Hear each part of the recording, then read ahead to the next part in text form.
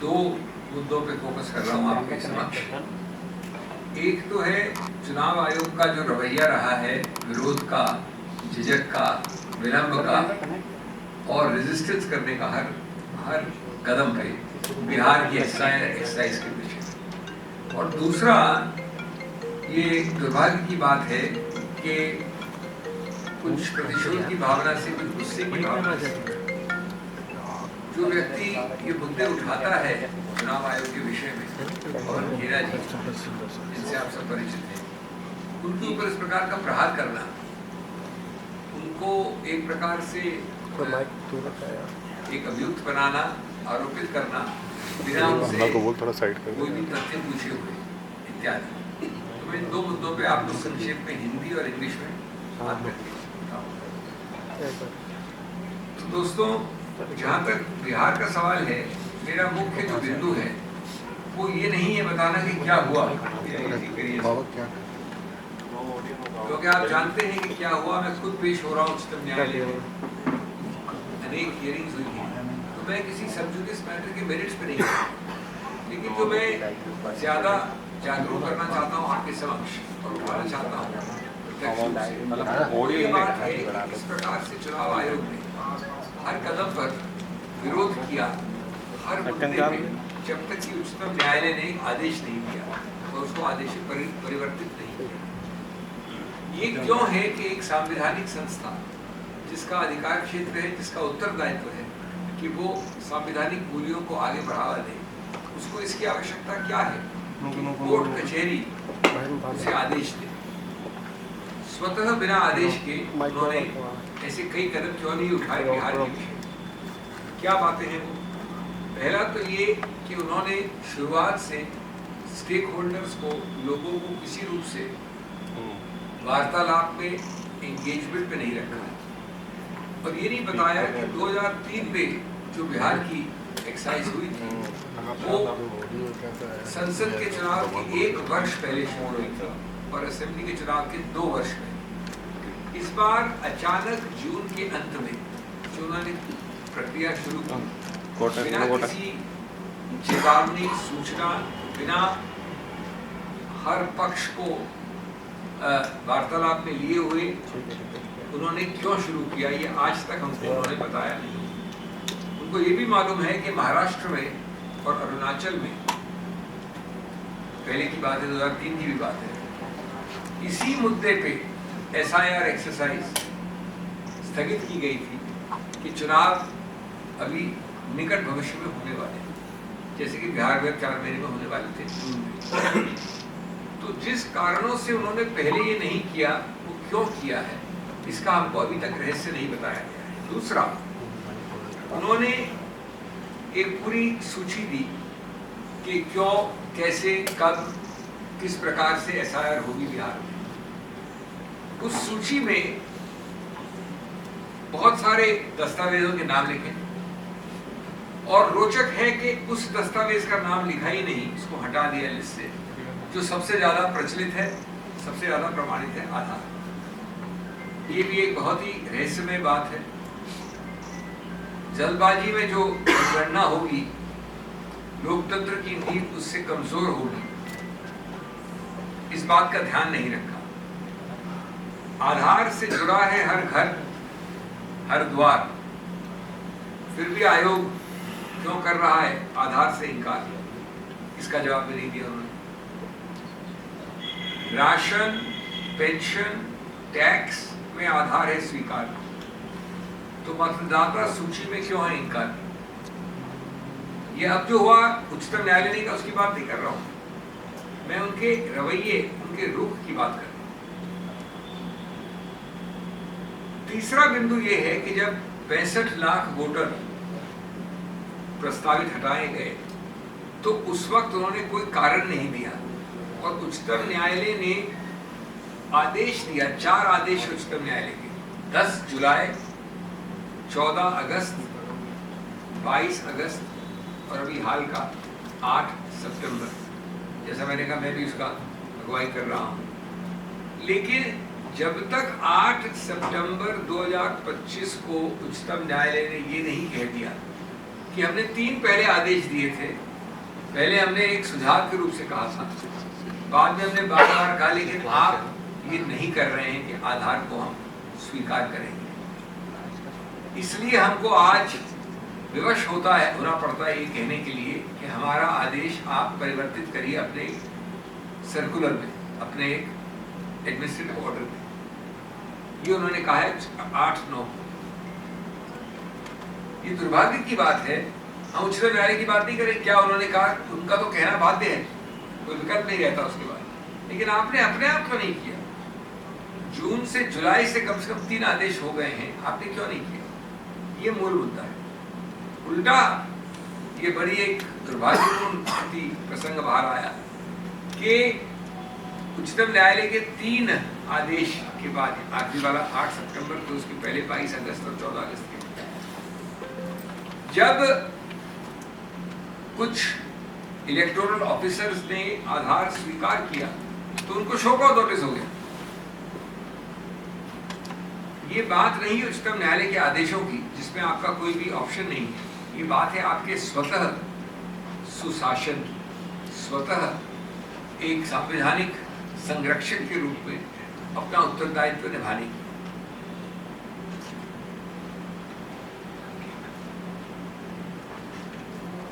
मैं आपको अब एक दूसरे बिंदु पे ले जाना चाहता हूं जो अत्यंत दुर्भाग्यपूर्ण है और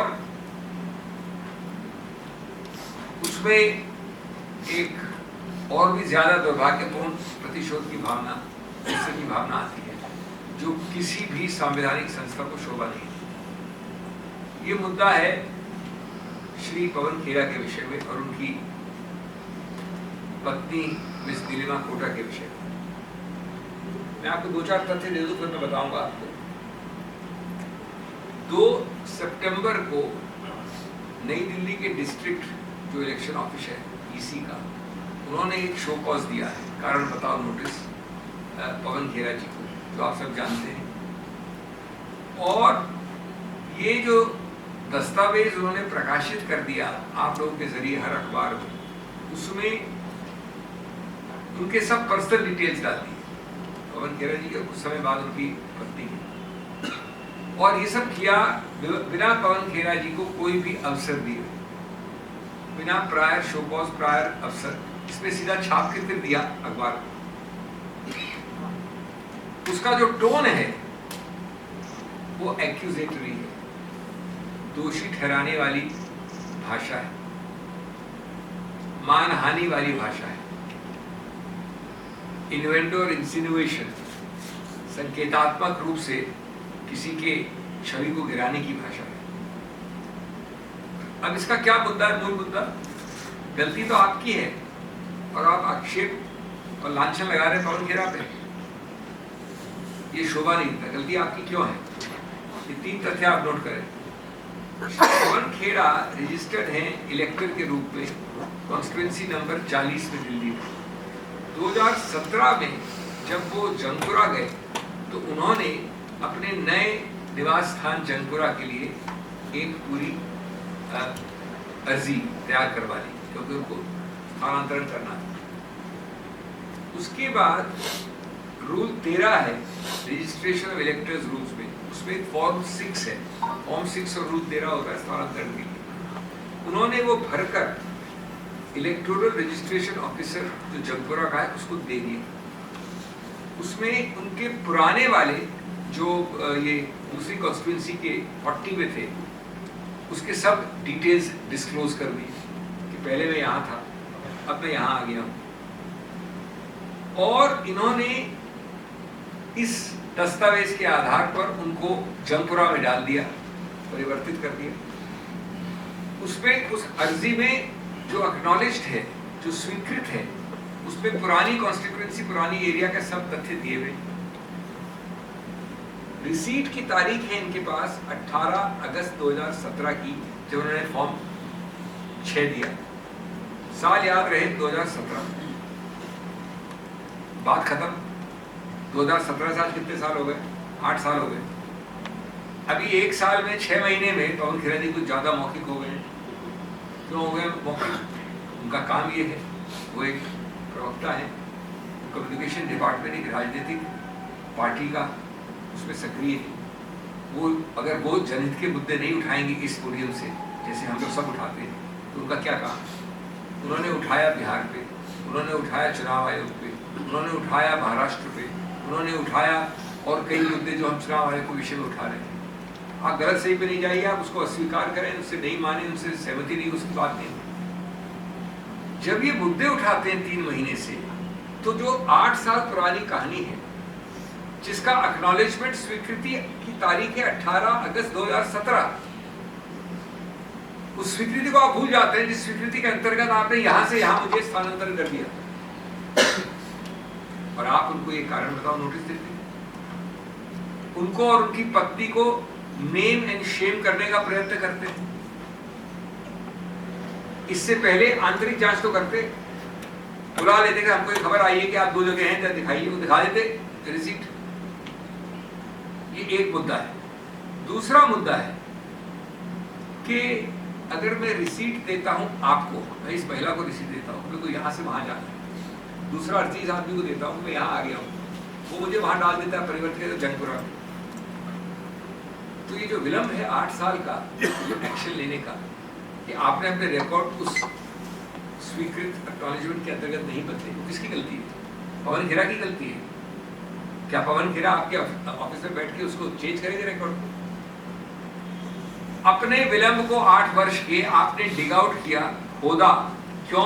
क्योंकि पवन खेरा ने आपके विरुद्ध कुछ बोला, और आपके विरुद्ध नहीं बोला, उन्होंने संस्थापित, संस्था संरक्षक, संवैधानिक मूल्यों के विषय में, आपके विषय में बोला। कोई पर्सन तो है नहीं। तो आपने इसको एक गड़े मुर्दे को निकाल कर बिना कागजों को देखे हुए उन पे आक्षेप लगाने शुरू कर दिया।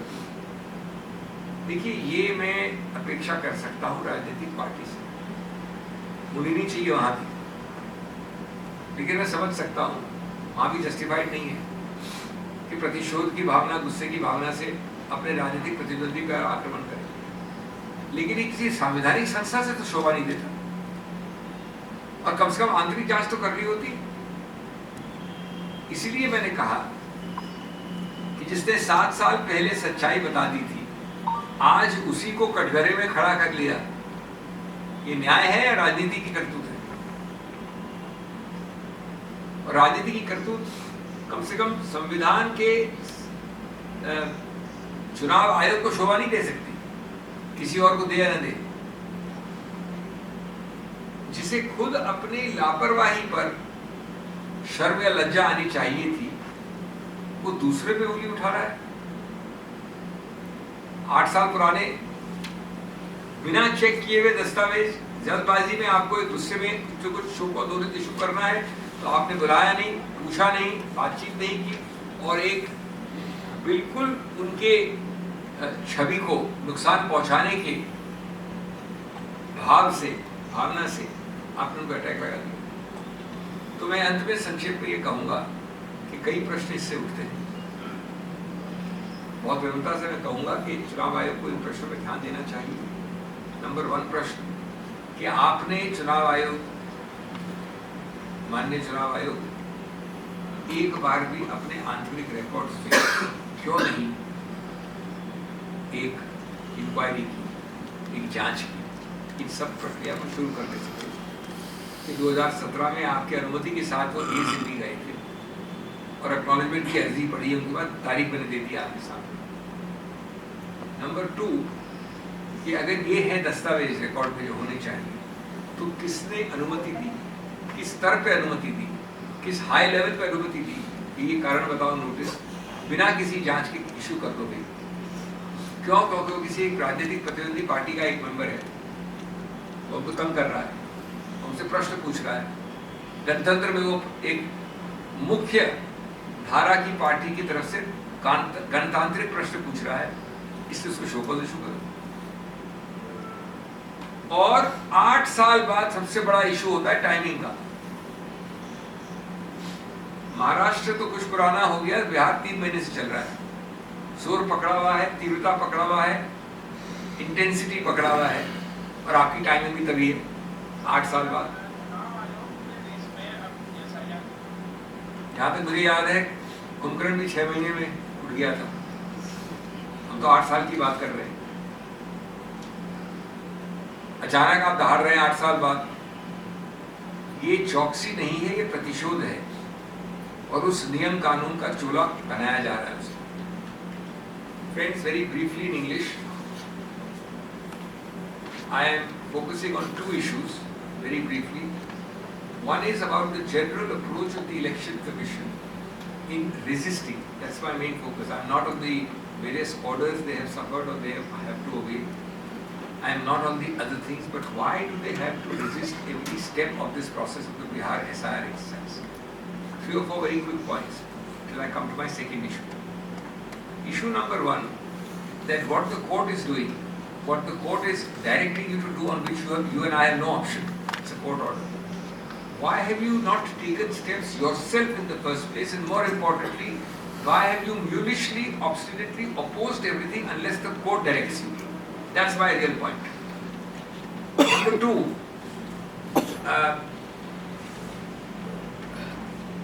did they give us any remote justification or reason till now as to why suddenly, with 4 months left in July for the elections in Bihar, this exercise was undertaken? In 2003, Bihar had a similar exercise. That was 1 year before parliamentary and 2 years before assembly election. That is 24 months and 12 months. This time it is 4 months. In Maharashtra and in Arunachal Pradesh in 2003, the same time as they had Bihar, they postponed it, saying the elections are around the corner. Bihar is 1 year away, we can do Bihar, but not Arunachal and Maharashtra. I'm talking about 2003. Does the principle apply today or not? Have they given any reason till now? Secondly, when they issued this detailed list of documents, what led them in a detailed 11-number list to exclude Aadhaar? Is it not almost a joke that when you sneeze, when you look this side, when you look that side, anything, you go to the toilet, you need Aadhaar card. And when you do such a big exercise, you exclude the card. Third, when 65 lakh voters were excluded, 4 orders have been passed by the Supreme Court till now. 10th of July, 14th of August, 22nd of August, and the most recent 8th of September. Why did the court have to reach a stage on 8th September when they had to say that we have passed several earlier orders? We made it clear that we recommend first. They use the kinder, softer word recommend. Thereafter we have passed orders again and again. Why are you not implementing it? And then this time on 8th September they were forced to pass an order that you please issue a official circular that it shall be implemented. The court was told that far from implementing, there was this absurd situation on the ground that a few electoral officers who had called for Aadhaar cards were issued show-cause notice by the Election Commission.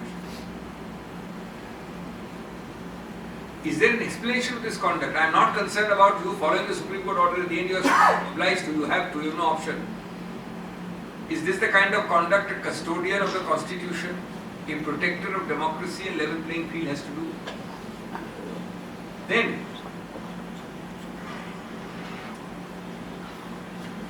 it took the highest court to remind the highest commission. It took the highest court to remind the highest commission that inclusion, not exclusion, is the cornerstone of free and fair elections. What does it take to remind you that elections are about building trust, not compiling mistrust in the name of revision? These are elementary things. Democracy, friends, cannot be run on deadlines tighter than drumskins. A rushed SIR is a recipe for mass exclusion, not mass participation. All these are self-evident truths unless your mind is already made up for another object. Let me turn to the other issue briefly, that relating to Mr. Pawan Khera of the Congress Party, who speaks to you from this podium frequently, and his wife, Ms. Nilima Kota. The issue is simple. but the conduct and the thinking behind the conduct is deplorable. On 2nd of September 25, that is a week, 10 days ago, a show cause so-called was issued to Mr. Pawan Khera. The show cause made several imputations, innuendos, insinuations, accusatory in tone and nature, impinging on the defamatory, about supposedly having two cards, the so-called epic or voting cards. Now, let me give you 2 or 3 facts and then tell you my comments or my questions. This great election commission, which is managing 7 to 8 crore electors and lists in Bihar, did not have the time to find out in its own records for one man and his wife, for 2 people. I wonder what is going to happen to Bihar records if this kind of negligence takes place there. The record shows that Pawan Khera was registered in a constituency number 40 in New Delhi. He wanted to change to 41, which is Jangpura, where he lives currently, or where he was shifting at that time. He therefore is entitled to change his name, transpose or transfer his name. He applies under a form called 6, which is your prescribed form, Mr. Election Commission. Form 6 comes under Rule 13. In that form, he discloses that I am living earlier at 40, I now want to go to 41 Jangpura. That form is filed with the EC and is receipted on 18/8/17, Form 6. Fortunately, he has a copy of that receipt. Now, pursuant to this application, he is shifted to Jangpura. When is all this happening, sir? Middle of 2017. Only 8 years ago. Rip Van Winkle is the only person who slept more than Kumkaran. I believe Rip Van Winkle slept for 20 years. Is the EC trying to emulate his record by sleeping for 8 years? When Pawan Khera, in the discharge of his duties as a responsible member of the main political party in this country, in the opposition, which has a leader of the opposition, speaks against the EC, especially in the recent past, because it involves Bihar, Maharashtra, etc., etc. Look at the timing. 8 years later, suddenly this notice comes. That's question 1. What were you doing for these 8 years? 2. This reeks of a sense of vendetta and anger. I can understand this from a political party, though I can't condone it, I can't justify it. But how can I understand it from a custodian of the Constitution? There can be no element of animus or irresponsibility or anger. Third, did you not have the wherewithal, the restraint, the decency, the fairness to do a small little internal inquiry? If he can find out these records, and if you have the guts to say that your records are false, then you must also have the guts to check up your receipt in 2017. Mr. Khera writes in 2017 to correct the record. The commission sleeps for 7 years and now awakens to its own vendetta-prone nightmare. Calling this an offence is like blaming a passenger who rang the alarm bell 8 years ago, but the guard never pulled the brakes 8 years ago. The guard is pulling the brakes now, supposedly. 7 years of silence, 8 years of silence, and suddenly they roar like Rip Van Winkle lecturing about punctuality. So these are basic questions which arise in the interests of accountability, constitutional propriety, constitutional protection of level playing field and democracy from the highest commission on this subject in this country. And it does not behove or is completely inapposite conduct on the behalf of such a commission. Thank you. Sir, you are saying that election commission has been registering steps of exercise.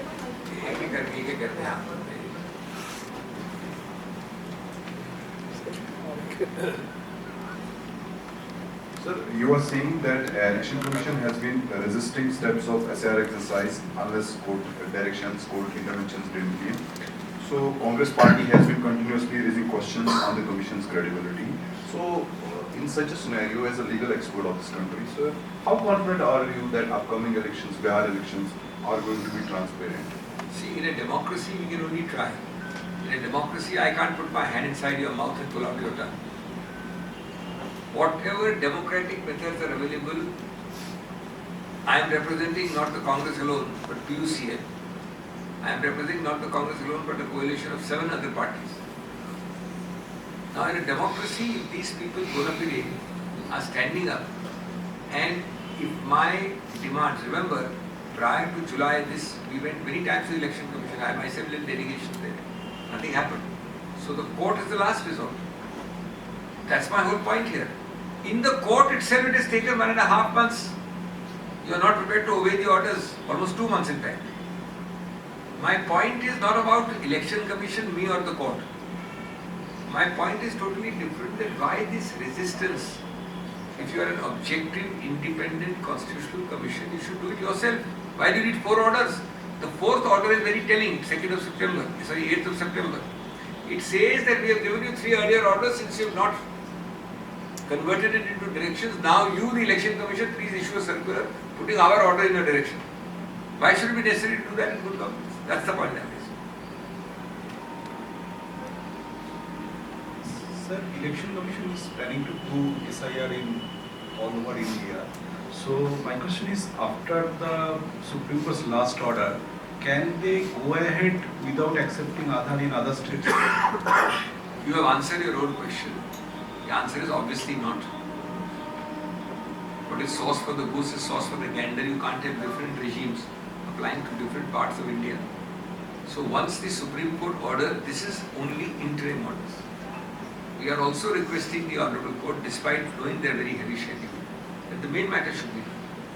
So the first point is, your answer is absolutely not possible. Second answer to you is that we also expect the larger issue of the case to be decided. Aadhaar is not the only issue. Aadhaar for the time being is an issue. There are several issues that you are violating, several provisions of several acts. And that issue will be decided by the Supreme Court definitively, which we have requested, but it will take a bit of time. And I am sure that before this so-called All India exercise starts, we will have a judgment one year. And that will settle the equilibrium between ABC allowed and XYZ not allowed.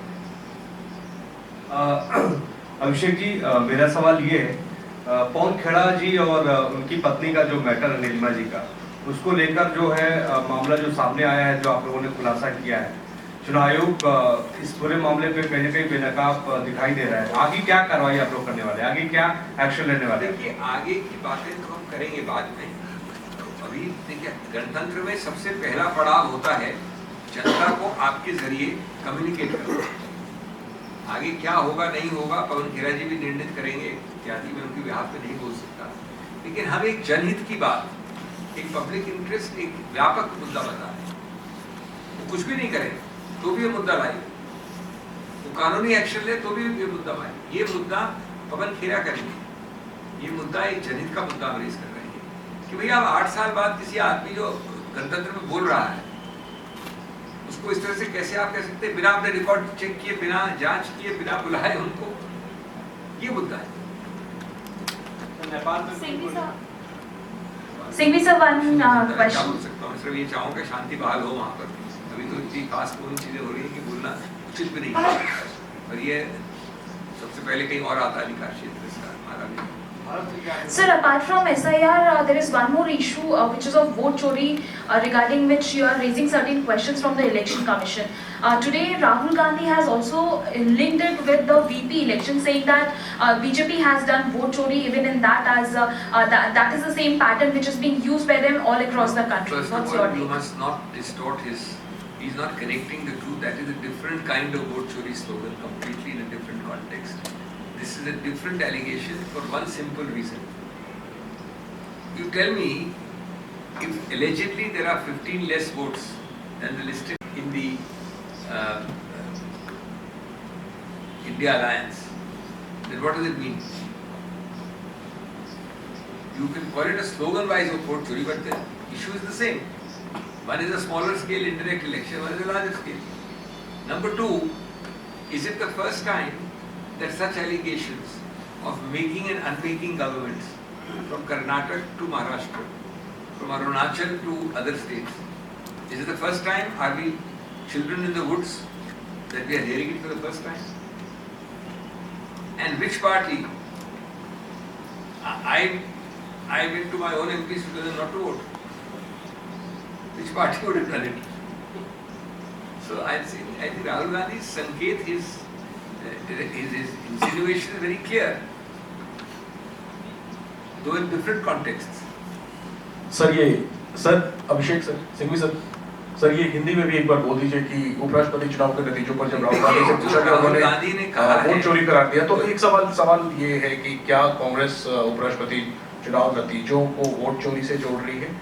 और साथ में कुछ cross voting हुई उपराष्ट्रपति के चुनाव में और माना जा रहा है कि विपक्ष के खेमे से हुई, इसको लेकर के क्या आप लोगों की प्रतिक्रिया है? ऐसा है, क्यों विपक्ष एकजुट नहीं रहा? राहुल गांधी जी के वोट चोरी वाले फ्रेज को विकृत करके दो असंबंधित चीजों में एक ही संदर्भ मान के लगाना बिल्कुल गलत होगा। पहली बात, वोट चोरी का जो स्लोगन बिहार में है वो एक अलग संदर्भ है पूरी तरह से, और वहां नंबर्स अलग है, लेकिन सिद्धांत वही है, एक बहुत छोटे पैमाने पर, और शायद इस पैमाने पे जहां पर बहुमत पूर्व निश्चित था तब भी, वो है उपराष्ट्रपति के चुनाव में। जो उन्होंने संकेत दिया है वो बड़ा सरल है कि अगर आप इंडिया अलायंस में 15 और वोट काउंट करते हैं और वो गायब हो गए, तो इसका संकेत, इसका अभिप्राय, इसका क्या मायने हो सकता है, इसकी तरह वो संकेत करते हैं। और चौथा और अंतिम बात, क्या पहली बार हम ये सुन रहे हैं बीजेपी के रवैये के बारे में? कर्नाटक से महाराष्ट्र, अरुणाचल से कहीं और, उत्तर पूर्व में कोई नई बात तो नहीं है, वो उस संदर्भ में कह रहे थे। तो अलग अलग संदर्भ है, लेकिन सिद्धांत समान हो सकता है। Hello, Sanghvi sir. Sir, don't you think if the Rahul Gandhi sir is so confident about the voter chori, so according to the People Representation Act 1951, he should submit an affidavit to Election Commission? We have answered the affidavit for the last, I don't know, 3 months. I have answered from where were you then? I have said that time, I don't want to anticipate myself, I have taken a whole press conference on it. This government follows the principle, unfortunately, but the election commission should not, and that is what they are doing now, which is even more unfortunate. Ignore the message, start shooting the messenger. That's what is happening. Affidavit is the biggest red herring of this century. It's a non-issue. You people are asking about affidavit, you're not asking about the 10 questions we have asked the election commission. The election commission has not once said that we will look into all this mass of data which under Rahul Gandhi's able leadership the Karnataka government is prepared. We will look into the Bihar data and we will return to you after 2 weeks of examining. They say you first give this, otherwise we will suppose some murder is being seen and I come running to the police and say, police, first get me an affidavit, then I will look into the murder. What kind of joke is this? So the questions are misdirected. The questions should be asking them where are the answers to our questions. Sir कल BJP ने जो है दावा किया था कि 14 सांसदों ने जो है क्रॉस वोटिंग की, आज 14 नहीं, मैंने उत्तर दे दिया, मैं और दे दूँ, मैंने उत्तर दे दिया। नहीं सर, आज उनके एक मंत्री ने ट्वीट करके सभी का धन्यवाद दिया है। तो कांग्रेस पार्टी का स्टैंड क्या है कि आप मान रहे हैं कि क्रॉस वोटिंग हुई है या नहीं हुई? वो मेरे 4 बिंदु जो उनको जैसे 5वां बिंदु आप जोड़ लीजिए। आप खुद ही कह रहे हैं कि स्वीकृत कर रहे हैं वो लोग जो जिन्होंने क्रॉस वोटिंग करवाई, तो जो मैंने कहा उसको प्रमाणित कर रहे हैं आप। वो भी प्रमाणित कर रहे हैं, वो भी प्रमाणित कर रहे हैं। स्टैंड क्या, मैंने 5 स्टैंड दे दिए ना, 5 बिंदु दे दिए, 5वां तो आपने ऐड करा। सर एक लास्ट क्वेश्चन है, वैसे आवाज आपकी बुलंद है। सर, क्या चुनाव आयोग से आप ये कहेंगे कि इस मामले पर पवन खेड़ा और उनकी पत्नी वाले मामले पर माफी मांगे? देखिए, माफी तो उनको हमारे बिना बोले ही मांग लेनी चाहिए। आज औपचारिक रूप से मैंने कहा है, तो मैं आशा और विश्वास करूंगा कि वो करेंगी, लेकिन मुझे लगता नहीं बिल्कुल कि होने वाला है। संवैधानिक रूप से आपका प्रश्न एकदम सही है, लेकिन आजकल के वातावरण में और जो कुछ देख रहे हैं आप, उसमें ये एक अनरियल लगता है सब। होना बिल्कुल चाहिए, आप बड़ा फरमा रहे हैं, लेकिन मुझे आशा विश्वास होने के बावजूद लगता नहीं कि होगा।